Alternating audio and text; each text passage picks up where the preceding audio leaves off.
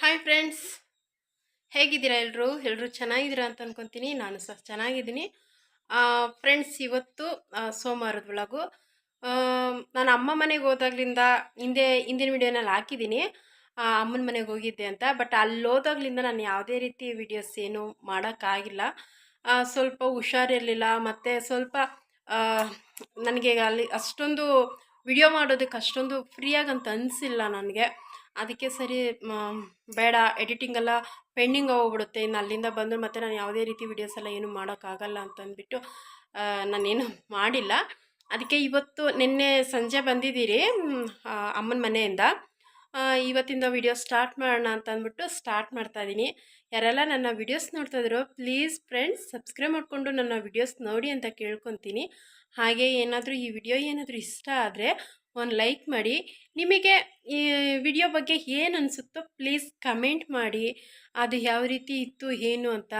ಅದರಲ್ಲಿ ಏನಾದರೂ ಅಂದರೆ ನಾನು ಈ ರೀತಿಯೇ ಇರಬೇಕಾ, ಈ ರೀತಿ ಮಾಡಬೇಕಾ ಅನ್ನೋದನ್ನ ನೀವು ಹೇಳಿದ್ರೆ ಖಂಡಿತ ನಾನು ಅದನ್ನು ಅದೇ ರೀತಿಯೇ ಮಾಡೋಕ್ಕೆ ಇಷ್ಟಪಡ್ತೀನಿ. ಹಾಗೆ ಇವತ್ತು ನಾನು ಸಂಜೆ ನೋಡಿ 4 ಗಂಟೆ ಮೇಲೆ ಸ್ಟಾರ್ಟ್ ಮಾಡ್ತಾಯಿದ್ದೀನಿ. ನೋಡೋಣ ಏನೆಲ್ಲ ಮಾಡ್ತೀನಿ ಅಂತ ಗೊತ್ತಿಲ್ಲ. ಸದ್ಯಕ್ಕೆ ಇವಾಗ ನನಗೆ ಸ್ವಲ್ಪ ಮನೆಯಲ್ಲಿ ರೇಷನ್ ತೊಗೊಂಬಂದಿದ್ದೀನಿ. ಅದನ್ನ ಇನ್ನೂ ನಾನು ಏನು ಬಾಕ್ಸ್ಗೆಲ್ಲ ಏನೂ ಹಾಕಿಟ್ಕೊಂಡಿಲ್ಲ. ಅಲ್ಲಿಂದ ಅದು ನನ್ನ ತಿಂಗಳು ರೇಷನ್ನು, ಅಂದರೆ ತಿಂಗಳು ಅಂತಲ್ಲ, ನನಗೆ ಅದೆಷ್ಟು 2 ತಿಂಗಳು 2.5 ತಿಂಗಳು ಇಲ್ಲ 3 ತಿಂಗಳು ಬಂದೇ ಬರುತ್ತೆ. ನಾನೆಲ್ಲ ಮನೆಗೆ ಇಷ್ಟೆಲ್ಲ ರೇಷನ್ ತೊಗೊಂಬಂದೆ, ಅದು ಎಷ್ಟು ಖರ್ಚಾಗುತ್ತೆ ಅನ್ನೋದನ್ನ ನಾನು ನಿಮ್ಮ ಹತ್ರ ಇವತ್ತು ಶೇರ್ ಮಾಡ್ಕೊತೀನಿ. ಹಿಂದಿನ ವಿಡಿಯೋನಲ್ಲಿ ನೋಡಿರಬೇಕು, ನಾನು ಸ್ವಲ್ಪನೇ ತೆಗೆದ್ಬಿಟ್ಟು ಇಕ್ಬಿಟ್ಟು ಹೋಗಿದ್ದು ಅಷ್ಟೇ. ಅಂದರೆ ರೇಷನ್ ತಗೊಂಡಿದ್ದೀನಿ. ವಿಡಿಯೋ ಏನು ನಾನು ಆಗಿಲ್ಲ.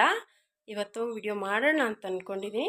ಸೊ ಬನ್ನಿ ಫ್ರೆಂಡ್ಸ್, ಇವತ್ತು ಏನೆಲ್ಲ ಮಾಡ್ತಾಯಿದ್ದೀನಿ ಮತ್ತು ನಾನು ಮನೆಗೆ ಏನೆಲ್ಲ ರೇಷನ್ ತೊಗೊಂಬಂದಿನಿ, ಅದು ಎಷ್ಟಾಗುತ್ತೆ ಅಂತ ನಾನು ನಿಮಗೆ ಹೇಳ್ತೀನಿ. ನಾನು ತಿಂಗಳಿಗೆ ಇಷ್ಟು ಖರ್ಚು ಮಾಡ್ತೀನಿ, ನಾನು ಎಷ್ಟಲ್ಲಿ ರೇಷನ್ ತೊಗೊಂಬಂದು ಎಷ್ಟು ತಿಂಗಳು ಮಾಡ್ತೀನಿ ಅನ್ನೋದನ್ನ ನಾನು ನಿಮ್ಮ ಹತ್ರ ಶೇರ್ ಮಾಡ್ಕೊತೀನಿ. ಸ್ಟಾರ್ಟ್ ಮಾಡೋಣ. ಓಕೆ ಫ್ರೆಂಡ್ಸ್, ಬನ್ನಿ. ಫ್ರೆಂಡ್ಸ್, ಕರೆಂಟ್ ಹೋಗ್ಬಿಟ್ಟಿದೆ. ಇತ್ತೀಚೆಗೆ ಜಾಸ್ತಿನೇ ಕರೆಂಟ್ ಹೋಗುತ್ತೆ ಅಂತ ಹೇಳ್ಬೋದು. ನೋಡಿ, ರೇಷನ್ ಇಲ್ಲಿದೆ. ನಾನು ತೊಗೊಂಬಂದಿರೋದೆಲ್ಲ ಹಾಗೆ ಇಟ್ಟಿದ್ದೀನಿ. ಫಸ್ಟಿಗೆ ನಾನು ಇಲ್ಲಿ ನಿನ್ನೆ ಸಾಯಂಕಾಲ ತರಕಾರಿ ತೊಗೊಂಬಂದಿದ್ದೆ, ಅದು ಸಹ ನಾನು ತೆಗೆದಿಟ್ಟಿರಲಿಲ್ಲ.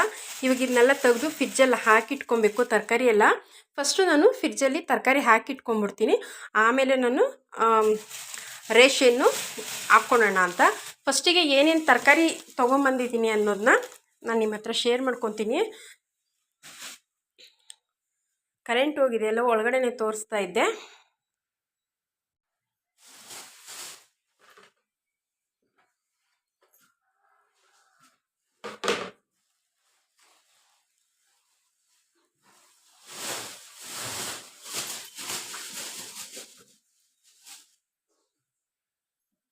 ಸೌತೆಕಾಯಿ ತೊಗೊಂಡಿದ್ದೀನಿ ಫ್ರೆಂಡ್ಸ್, ಸೌತೆಕಾಯಿ ತೊಗೊಂಬಂದಿದ್ದೀನಿ.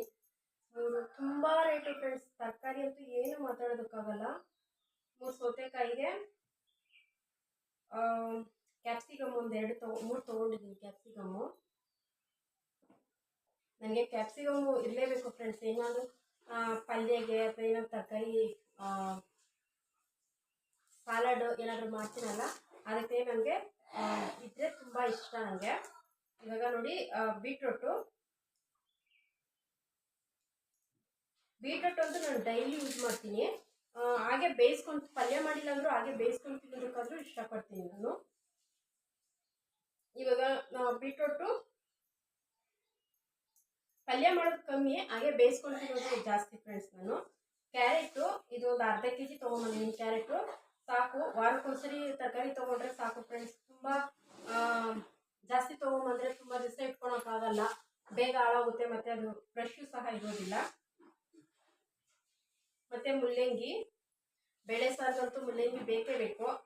ತರಕಾರಿ ಅಂತಂದರೆ ಜಾಸ್ತಿ ಆಲೂಗೆಡ್ಡೆ, ಮುಲ್ಲಂಗಿ, ಒಂದು ಬದನೆಕಾಯಿ ಹಾಕಿದ್ರೆ ಸಾಂಬಾರು ಮುಗೀತಲ್ವ.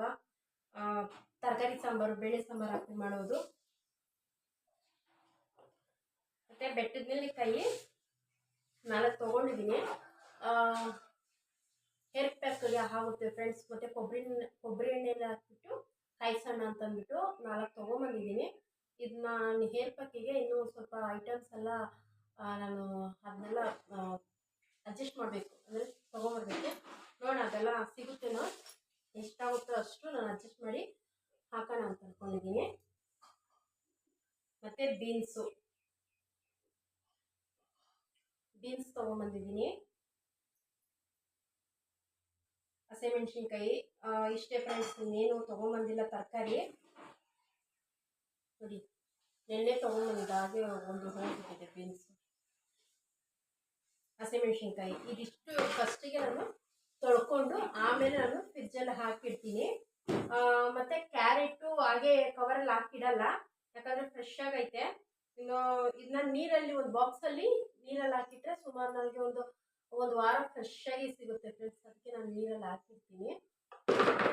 ಇವಾಗ ಫಸ್ಟಿಗೆ ಇದನ್ನೆಲ್ಲ ನೀಟಾಗಿ ತೊಳ್ಕೊಂಬಿಡೋಣ.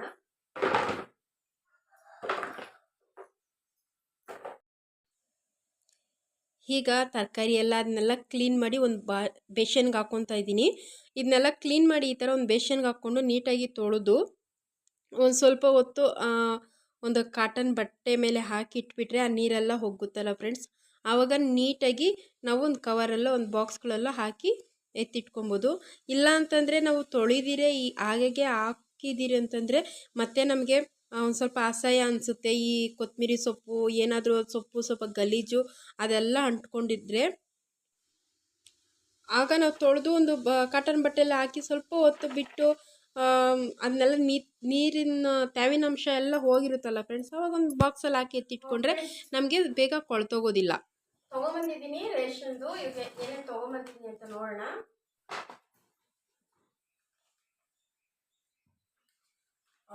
ಬಿಲ್ ಸಹ ಇದೆ ಫ್ರೆಂಡ್ಸ್, ತೋರಿಸ್ತೀನಿ ನಿಮಗೆ ಇದು ಎಷ್ಟಾಗಿದೆ ಅಂತ.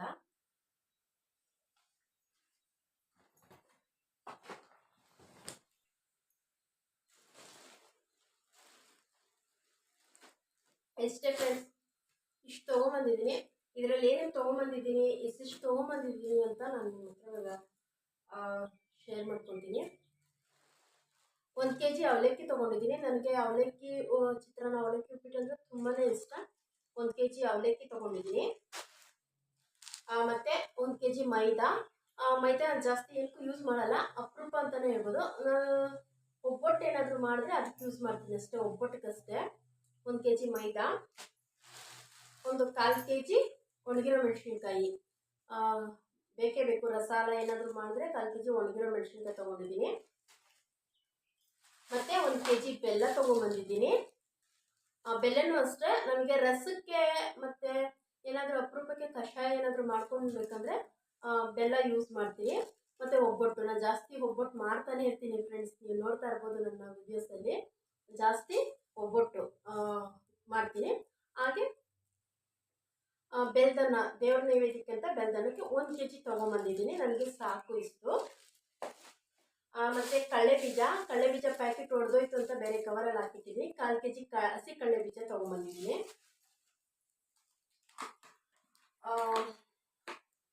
ಮತ್ತು ಕಾಳುಗಳಲ್ಲಿ ಅಲಸಂದಿ ಕಾಳು 1/4 kg ಸಾಕು ನನಗೆ. ಅರ್ಧ kg ತೊಗೊಂಡಿದ್ದೀನಿ. ಅಲಸಂದಿ ಕಾಳು ಅರ್ಧ kg, ಹೆಸರು ಕಾಳು ಅರ್ಧ kg, ಮತ್ತು ಉದ್ದಿನಬೇಳೆ ಅರ್ಧ kg, ಕಡಲೆಪಪ್ಪು ಚಟ್ನಿ ಇದು ಹೋಗ್ಬಿಟ್ಟಿದೆ ಫ್ರೆಂಡ್ಸ್, ನಾನು ನೋಡೇ ಇಲ್ಲ, ಹೆಂಗೆ ಹೊಡೆದೋಯ್ತು ಅಂತಲೇ ಗೊತ್ತಿಲ್ಲ.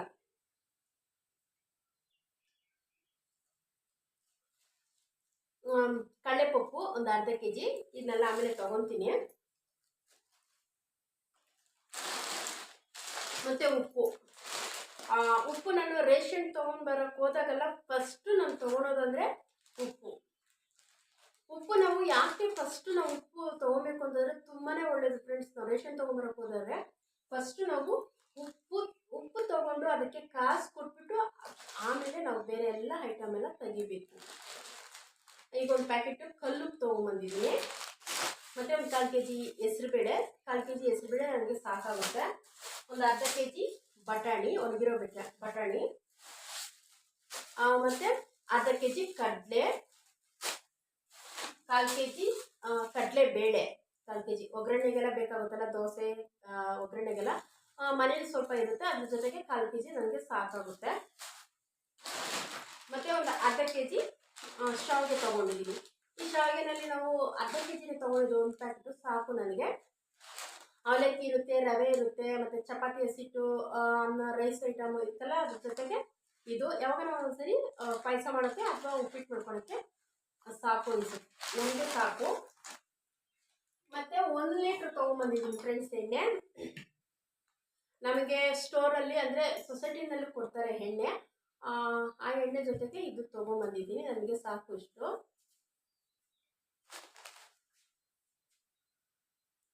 ನಮ್ಮ ಯಜಮಾನ್ರು ಕೊತ್ತಂಬರಿ ಸೊಪ್ಪು ನಮ್ಮ ಇದರಲ್ಲೇ ಇಟ್ಕೊಂಬಂದಿದ್ದಾರೆ. ನಾಟಿ ಕೊತ್ತಂಬರಿ ಸೊಪ್ಪು ಸಾಂಬಾರಿಗೆ ಬೇಕಾಗುತ್ತೆ.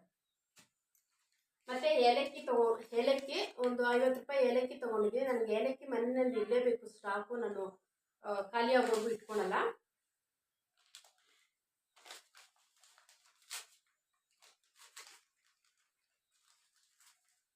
ಮತ್ತು ಫ್ರೆಂಡ್ಸ್ ಗಸಗಸೆ 1 ಪ್ಯಾಕೆಟು,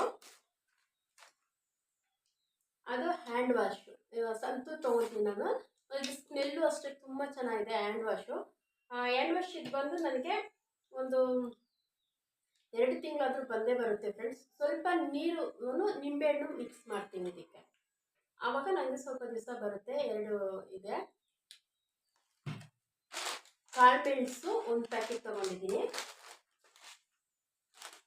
ಜೀರಿಗೆ 1 ಪ್ಯಾಕೆಟು, 100 ಗ್ರಾಮ್ದು ಬರುತ್ತಲ್ಲ, ಕಾಳುಮೆಣಸು, ಗಸಗಸೆ ಮತ್ತು ಜೀರಿಗೆ 100 ಗ್ರಾಮ್ದು ಒಂದೊಂದು ಪ್ಯಾಕೆಟ್ ತೊಗೊಂಡಿದ್ದೀನಿ. ಇಲ್ಲಿ ಮೈಸೂರು ಸ್ಯಾಂಡಲ್ ಸೋಪು ತೊಗೊಂಡಿದ್ದೀನಿ. ಮೈಸೂರು ಸ್ಯಾಂಡಲ್ ಸೋಪ್ ತೊಗೊಂಡಿದ್ದೀನಿ, ಇದು ನಮ್ಮ ಯಜಮಾನ್ರು ಯೂಸ್ ಮಾಡ್ತಾರೆ. ನಾನು ಪ್ಯಾರಾಶೂಟ್ ಕೊಬ್ಬರಿ ಎಣ್ಣೆ 1 ಬಾಟ್ಲು ತೊಗೊಂಡಿದ್ದೀನಿ. ಮತ್ತು ಫ್ರೆಂಡ್ಸ್ ಮೀರಾ ಶಾಂಪು, ಡವ್ ಶಾಂಪು 1 2 ದಿವಸ ಯೂಸ್ ಮಾಡಿದೆ ಫ್ರೆಂಡ್ಸ್. ಆದರೆ ನನಗೆ ಯಾಕೋ ಕಟ್ಟಾಗಿಲ್ಲ, ಕೂದಲು ತುಂಬಾ ಹೋಗ್ತಾಯಿತ್ತು. ಅದಕ್ಕೆ ಮತ್ತೆ ಮೀರಾ ಯೂಸ್ ಮಾಡ್ತಾ ಇದ್ದೀನಿ. ಆನಿಯನ್ದು ಈರುಳ್ಳಿ ಚೆನ್ನಾಗಿರುತ್ತೆ ಫ್ರೆಂಡ್ಸ್ ಇದು. ಮತ್ತು ನಾನು ಕ್ರೀಮು ಬಂದು ಹಿಮಾಲಯ ಯೂಸ್ ಮಾಡ್ತೀನಿ ಮುಖಕ್ಕೆ. ಮತ್ತು ಓಪಲ್ ಬಾಡಿ ಲೋಷನ್ನು ಇದೇ ಬಿಟ್ಬಿಟ್ಟಿದ್ದೀನಿ ಫ್ರೆಂಡ್ಸ್. ಮತ್ತು 5 kgದು ಗೋಧಿ ಹಸಿಟ್ಟು ತೊಗೊಂಡಿದ್ದೀನಿ. ನನಗಿದಿಲ್ಲ ಅಂತಂದ್ರೆ ಒಂದು 2 ರಿಂದ 3 ತಿಂಗಳು ಬರುತ್ತೆ ಫ್ರೆಂಡ್ಸ್ ಗೋಧಿ ಹಸಿಟ್ಟು 5 kgದು. ಇಲ್ಲೇ ರೇಷನ್ನಲ್ಲಿ ಕೊಡ್ತಾರೆ, ಆದರೆ ನಾನು ಅದನ್ನ ಗೋಧಿ ತೊಗೊಂಡು ಅದನ್ನೆಲ್ಲ ಸ್ವಲ್ಪ ಕ್ಲೀನ್ ಮಾಡಿ ಒಣಗಿಸಿ ಹಾಕ್ಕೊಳೋದು ಸ್ವಲ್ಪ ಕಷ್ಟ ಆಗುತ್ತೆ. ಅದಕ್ಕೆ ನಾನು ಇದನ್ನೇ ಪ್ಯಾಕೆಟ್ ತೊಗೊಂಡ್ಬಿಡ್ತೀನಿ. ಅದು ಒಂದೊಂದ್ಸರಿ ಚೆನ್ನಾಗಿ ಬರುತ್ತೆ, ಒಂದೊಂದ್ಸರಿ ತುಂಬ ಗಲೀಜಿರುತ್ತೆ, ಕ್ಲೀನ್ ಮಾಡೋಕ್ಕೆ ಆಗಲ್ಲ ಗೋಧಿ, ಆ ಥರ ಇರುತ್ತೆ. ಅದಕ್ಕೆ ಇವಾಗ ನಾನು 5 kg ತೊಗೊಂಡಿದ್ದೀನಿ. ಇದು ನಾನು ಸುಮಾರು ಒಂದು 2 ರಿಂದ 2.5 ತಿಂಗಳು 3 ತಿಂಗಳು ಬರುತ್ತೆ. ಇಷ್ಟೇ ಫ್ರೆಂಡ್ಸ್ ನಂದು ಇವತ್ತು. ಅದರಲ್ಲೂ ಇವತ್ತು ನಾನು ಏನು ಬಿಟ್ಟಿದ್ದೀನಿ ಅಂದರೆ ಅಲ್ಲುಜ್ಜೋ ಪೇಸ್ಟ್ ಮರ್ತು ಬಂದಿದ್ದೀನಿ, ಮತ್ತು GRP ತುಪ್ಪ ತೊಗೊತಿದ್ದೆ, ಅವೆರಡು ಮಿಸ್ ಆಗಿದೆ ಇದರಲ್ಲಿ, ಅವೆರಡು ತೊಗೊಬೇಕು. ಮತ್ತು ಡವ್ ಸೋಪು ತೊಗೊಂಡಿದ್ದೆ, ಆಲ್ರೆಡಿ ನಾನು ಅದನ್ನ ಯೂಸ್ ಮಾಡ್ಕೊಂಡ್ಬಿಟ್ಟಿದ್ದೀನಿ ಫ್ರೆಂಡ್ಸ್, ಇಷ್ಟೇ ಫ್ರೆಂಡ್ಸ್. ನನ್ನ ಮನೆ ರೇಷನ್ನು ಇಷ್ಟ ಆಗಿದೆ. ಇದಕ್ಕೆ ಎಷ್ಟಿರಬಹುದು ಅಂತ ಹೇಳ್ತೀರಾ ಫ್ರೆಂಡ್ಸ್? ಪ್ಲೀಸ್ ಕಮೆಂಟ್ ಮಾಡಿ, ಇಷ್ಟು ರೇಷನ್ಗೆ ಎಷ್ಟಾಗಿರ್ಬೋದು ಅಂತ ಕಮೆಂಟಲ್ಲಿ ತಿಳಿಸಿ. ಅದಷ್ಟಾಗಿದ್ರೆ ನಾನು ಓಕೆ ಮಾಡ್ತೀನಿ. ನಿಮಗೂ ಗೊತ್ತಿರುತ್ತೆ ಅಲ್ವಾ ಫ್ರೆಂಡ್ಸ್, ಇದು ತಿಂಗಳಿಗೆ ಇಷ್ಟ ಆಗುತ್ತೆ ಅಂತ, ಅದಕ್ಕೆ ನಾನು ಹೇಳ್ತಾ ಇದ್ದೀನಿ. ಪ್ಲೀಸ್ ಅದು ಎಷ್ಟಾಗುತ್ತೆ ಅಂತ ಕಮೆಂಟಲ್ಲಿ ತಿಳಿಸಿ. ಇದಿಷ್ಟಕ್ಕೇನೆ ಈಗ ಇದನ್ನೆಲ್ಲ ಬಾಕ್ಸ್ಗೆ ಹಾಕ್ಕೊಂಡು ಅಡುಗೆ ಮಾಡಬೇಕು. ಟೈಮ್ 5 ಗಂಟೆ ಆಯಿತು. ಏನೋ ಸ್ವಲ್ಪ ಸ್ನ್ಯಾಕ್ಸ್ ಮಾಡೋಣ ಅಂತ ಅಂದ್ಕೊಂಡಿದ್ದೀನಿ, ಬೋಂಡ ಮಾಡೋಣ ಅಂತ ಅಂದ್ಕೊಂಡಿದ್ದೀನಿ ಫ್ರೆಂಡ್ಸ್. ಫಸ್ಟಿಗೆ ಈಗ ಇದನ್ನೆಲ್ಲ ಬಾಕ್ಸ್ಗೆ ಹಾಕ್ಕೊಂಡು ಇಟ್ಕೊಂಡು ಆಮೇಲೆ ನಾನು ಸ್ವಲ್ಪ ಏನಾದ್ರು ಸ್ನ್ಯಾಕ್ಸ್ ಬೋಂಡ ಮಾಡ್ಕೊಳ್ಳೋಣ. ಬನ್ನಿ ಇವಾಗ ತೊಗೊಳ್ಳೋಣ. ಹಾಗೆ ಇವಾಗ ಎಲ್ಲ ಒಂದು ಬಾಕ್ಸ್ಗೆ ಹಾಕಿ ಎತ್ತಿಟ್ಕೊತಾ ಇದ್ದೀನಿ. ಬಾಕ್ಸಲ್ಲಿ ಸ್ವಲ್ಪ ಇದೆ, ಅದನ್ನೆಲ್ಲ ಒಂದು ಕವರ್ಗೆ ಹಾಕಿಟ್ಕೊತೀನಿ. ಫಸ್ಟಿಗೆ ಅದನ್ನ ಯೂಸ್ ಮಾಡ್ಕೊಳ್ಳೋಣ ಅಂತ. ಮತ್ತು ನಾನು ಡಬ್ಬಗಳೆಲ್ಲ ಲಾಸ್ಟ್ ಟೈಮ್ ತೊಳೆದಿಟ್ಟಿದ್ದೆ, ಗಲೀಜೇನು ಆಗಿರಲಿಲ್ಲ. ಹಾಗೆ ಬಟ್ಟೆನೆಲ್ಲ ಒರೆಸಿ ಹಾಕ್ಕೊತಾ ಇದ್ದೀನಿ. ಮತ್ತು ಇನ್ನೂ ಒಂದು ಏನಂತಂದರೆ, ನಾನು ವಾರಕ್ಕೆ ಒಂದು ಸರಿ ಇಲ್ಲ 15ಕ್ಕೂ ಒಂದು ಸರಿ ನಾನು ತೊಳ್ಕೊತಾ ಇರ್ತೀನಿ ಫ್ರೆಂಡ್ಸ್. ಮುಚ್ಚಳ ಎಲ್ಲ ನೀಟಾಗಿ ಹಾಕ್ಬಿಟ್ಟು ಹಾಗೇ ಮೇಲೆ ಎಲ್ಲ ತೊಳೆದಿಟ್ಕೊಂಡ್ರೆ ನೀಟಾಗಿ ಇರುತ್ತೆ, ನೀರೇನು ಬೀಳೋದಿಲ್ಲ. ನಾನು ಆ ಥರ ತೊಳೆದಿಟ್ಕೊಂಬಿಡ್ತೀನಿ. ಇವಾಗ ಅದೇ ಥರನೇ ಎಲ್ಲ ತೊಳೆದಿಟ್ಕೊಂಡೆಲ್ಲ ಕ್ಲೀನಾಗಿದೆ ಅಂತ ಅಂದ್ಬಿಟ್ಟು ಇವಾಗ ಹಂಗೆ ಬಾಕ್ಸ್ಗೆಲ್ಲ ಹಾಕ್ಕೊತಾ ಇದ್ದೀನಿ. ಮತ್ತು ಫ್ರೆಂಡ್ಸ್, ನನಗೆ ಇದು ಸ್ವಲ್ಪ ಕಡಲೆ ಆಗಿರ್ಬೋದು ಮತ್ತು ಬಟಾಣಿ ಇದೆಲ್ಲ ಸ್ವಲ್ಪ ಕಾಳುಗಳೆಲ್ಲ ಮಿಕ್ಸ್ ಮಾಡಿ ಒಂದು ದಿವಸ ಸಾಂಬಾರು ಮಾಡಿದ್ರೆ ಅದು ಒಂದು ಚೆನ್ನಾಗಿರುತ್ತೆ. ಯಾವಾಗಲೂ ಬೇಳೆ ಸಾಂಬಾರು ಮಾಡೋದಕ್ಕಿಂತ ಎಲ್ಲ ಕಾಳುಗಳನ್ನು ಮಿಕ್ಸ್ ಮಾಡಿ ಒಂದು ಮಸಾಲೆ ಇಡೋದು ಅಥವಾ ಬಸ್ಸಾರು ಮಾಡೋದು, ನೆನೆಸ್ಬಿಟ್ಟು ಮೊಳಕೆ ಬರೆಸಿ ಬಸ್ಸಾರು ಮಾಡಿದ್ರು ಚೆನ್ನಾಗಿರುತ್ತೆ. ಅದೇ ಥರನೇ ಒಂದೊಂದು ಸರಿನೂ ಮಾಡ್ತೀನಿ ಫ್ರೆಂಡ್ಸ್. ಇವಾಗ ನಾನು ಇದನ್ನೆಲ್ಲ ಬಾಕ್ಸ್ಗೆ ಎತ್ತಿಟ್ಕೊಂಡು ಹಾಕಿ ಆದಮೇಲೆ ಮತ್ತೆ ಸಂಜೆಗೆ ಅಡುಗೆ ಏನಾದರೂ ಅಡುಗೆ ಮಾಡೋಣ ಅಂತ ಅಂದ್ಕೊಂಡಿದ್ದೀನಿ. ಏನು ಅಡುಗೆ ಮಾಡೋದು ನೋಡೋಣ.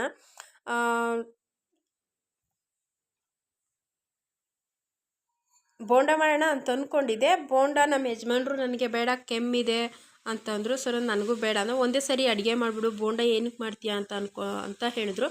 ಸರಿ ಬೇಡ, ಟೈಮ್ ಬೇರೆ ಆಗ್ತಾ ಬಂತಲ್ವ, ಸರಿ ಆಯಿತು ಅಂತ ಅಂದ್ಬಿಟ್ಟು ನಾನು ಬೋಂಡ ಏನು ಮಾಡಿಲ್ಲ. ಮಾಡೋಣ ಅಂತ ಅಂದ್ಕೊಂಡಿದ್ದೆ, ಯಾಕೋ ತಿನ್ನಬೇಕು ಅಂತ ಅನಿಸ್ತಾ ಇತ್ತು ಮಾಡೋಣ ಅಂತ. ಆದರೆ ನಮ್ಮ ಯಜಮಾನ್ರು ಬೇಡ, ಕೆಮ್ಮು ಇದೆ, ನನಗೆ ಬೇಡ ಅಂತ ಹೇಳಿದರು.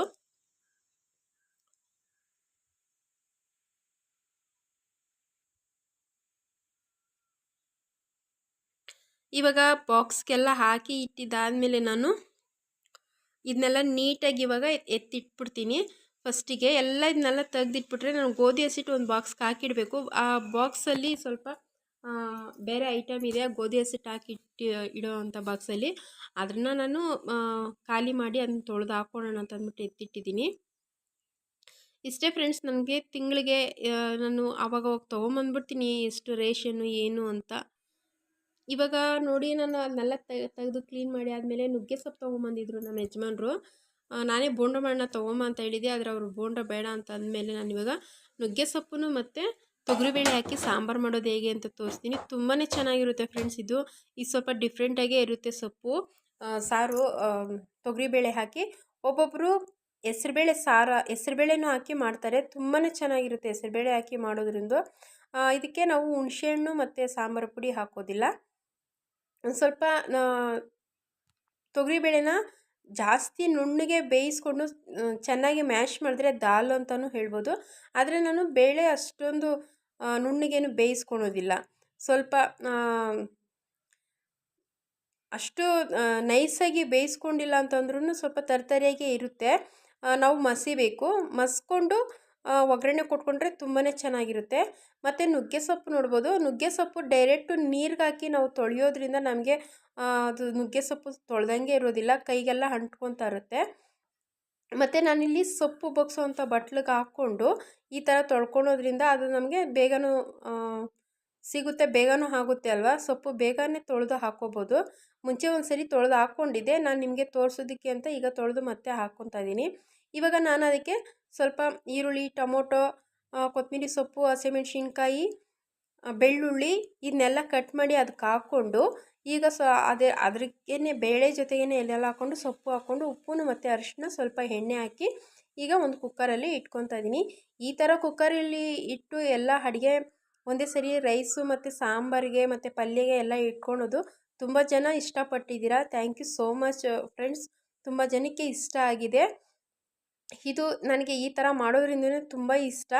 ಹಂಗಾಗಿ ನಾನು ಮತ್ತು ದೊಡ್ಡ ಕುಕ್ಕರು ಮತ್ತು ಚಿಕ್ಕ ಕುಕ್ಕರ್ 2 ಕುಕ್ಕರಲ್ಲೂ ಇದೇ ಥರನೇ ಮಾಡ್ಕೊತೀನಿ ನಾನು. ಈಗ ನಾನು ಅದನ್ನೆಲ್ಲ ಬೇಯೋದಕ್ಕೆ ಇಟ್ಬಿಟ್ಟು ಇವಾಗ ನಾನು ಪಲ್ಯಗೆ ಮತ್ತು ಸಾಂಬಾರಿಗೆ ಒಗ್ಗರಣೆಗೆ ರೆಡಿ ಮಾಡ್ಕೊತಿದ್ದೀನಿ. ಪಲ್ಯ ಬಂದು ಆಲೂಗೆಡ್ಡೆ ಬೇಯೋದಕ್ಕೆ ಇಟ್ಟಿದ್ದೀನಿ. ನೋಡಿದ್ರಲ್ಲ ಆಗಲೇ ಬೇಯೋದಕ್ಕೆ ಇಟ್ಟಿದ್ದು. ಆದರೂ ಆಲೂಗೆಡ್ಡೆ ಪಲ್ಯ ಅದು ಯಾವ ರೀತಿ ಮಾಡ್ತೀನಿ ಅಂತಂದರೆ ಅದು ತುಂಬಾ ಚೆನ್ನಾಗಿರುತ್ತೆ ಫ್ರೆಂಡ್ಸ್. ಆಲೂಗೆಡ್ಡೆ ಪಲ್ಯ ಆ ಥರ ಮಾಡೋದ್ರಿಂದ ನೋಡಿ, ಈ ಆಲೂಗೆಡ್ಡೆ ಪಲ್ಯನ ಮಾಡೋದು ಹೇಗೆ ಅಂದರೆ, ಈ ಆಲೂಗೆಡ್ಡೆನ ಈ ಥರ ಮಾಡಿಬಿಟ್ಟು ಬೇಯಿಸ್ಕೊಂಡು ನಾವು ಅದನ್ನು ಸಿಪ್ಪೆ ಸುಲಿಬೇಕು. ಸಿಪ್ಪೆ ಸುಲಿದಾದ್ಮೇಲೆ ಅದನ್ನ ಒಗ್ಗರಣೆ ಏನೂ ಹಾಕೋದಿಲ್ಲ. ಅದು ಯಾವ ಥರ ಮಾಡೋದು ಅಂತ ನಾನು ನಿಮಗೆ ತೋರಿಸ್ತೀನಿ ಈಗ. ಈಗ ನಾನು ಸಾಂಬಾರು ಮತ್ತು ರೈಸ್ ಎಲ್ಲ ಬೆಂದಿದ್ದಾದಮೇಲೆ ನಾನು ಈ ಕುಕ್ಕರಿಂದ ಹೊರಗಡೆ ತೆಗೆದು ನೋಡ್ಬೋದು. ಈಗ ಬೇಳೆನು ಮತ್ತು ಸೊಪ್ಪು, ಟೊಮೊಟೊ, ಈರುಳ್ಳಿ ಅದೆಲ್ಲ ಏನು ಬೇಯಿಸ್ಕೊಂಡಿದ್ನೋ ಅದ್ರದ್ದು ನೀರೆಲ್ಲ ತೆಗೆದ್ಬಿಟ್ಟು ಚೆನ್ನಾಗಿ ಮ್ಯಾಶ್ ಮಾಡ್ಕೊತಿದ್ದೀನಿ.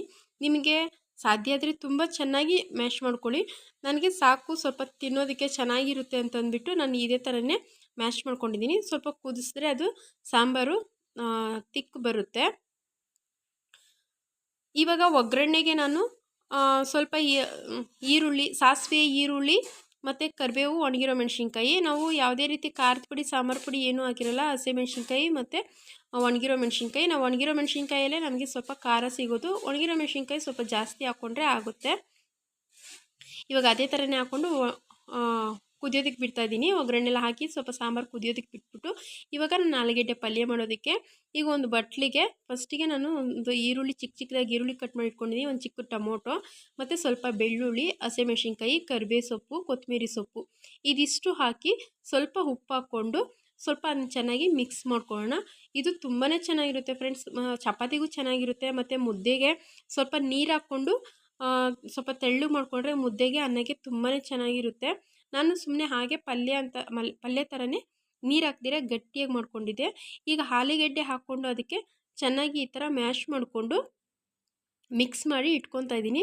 ನಾವು ಹೊರಗಡೆ ಎಲ್ಲ ಗೋಲ್ಗಪ್ಪು ಮಾಡಿ ತಿಂತಿರಲ್ಲ, ಅದು ನೋಡಿರ್ತೀರಲ್ಲ, ಆ ಥರನೇ ಇರುತ್ತೆ. ಆದರೆ ಹಸಿ ಈರುಳ್ಳಿ ಹಾಕೋದ್ರಿಂದ ತುಂಬಾ ಚೆನ್ನಾಗಿರುತ್ತೆ. ಇವಾಗ ನನಗೆ ಅಡುಗೆ ಎಲ್ಲ ಆಗಿ ಪಲ್ಯ ಎಲ್ಲ ಆಗಿದೆ ನೋಡ್ಬೋದು. ನಾನು ಅದು ಸ್ವಲ್ಪ ಸೌತೆಕಾಯಿ ಇಟ್ಕೊಂಡಿದ್ದೆ. ಪಲ್ಯನೂ ಅಷ್ಟೇ ತುಂಬಾ ಚೆನ್ನಾಗಿತ್ತು. ನೀವು ಒಂದ್ಸರಿ ಟ್ರೈ ಮಾಡಿ ನೋಡಿ. ನನಗಂತೂ ತುಂಬಾ ಇಷ್ಟ ಈ ಥರ ಪಲ್ಯ ಮಾಡ್ಕೊಳೋದ್ರಿಂದ. ಇವಾಗ ನಾನು ಊಟ ಮಾಡ್ತಾಯಿದ್ದೀನಿ. ಬನ್ನಿ ಫ್ರೆಂಡ್ಸ್, ಊಟ ಮಾಡೋಣ. ಯಾರೆಲ್ಲ ಈ ವಿಡಿಯೋ ಇಷ್ಟ ಆದರೆ ಪ್ಲೀಸ್ ಒಂದು ಲೈಕ್ ಮಾಡಿ ಅಂತ ಕೇಳ್ತಾ ಈ ವಿಡಿಯೋನ ಇಲ್ಲಿಗೆ ಎಂಡ್ ಮಾಡ್ತೀನಿ. ಮತ್ತೆ ನಾನು ನೆಕ್ಸ್ಟ್ ವಿಡಿಯೋನಲ್ಲಿ ಸಿಗ್ತೀನಿ. Bye friends.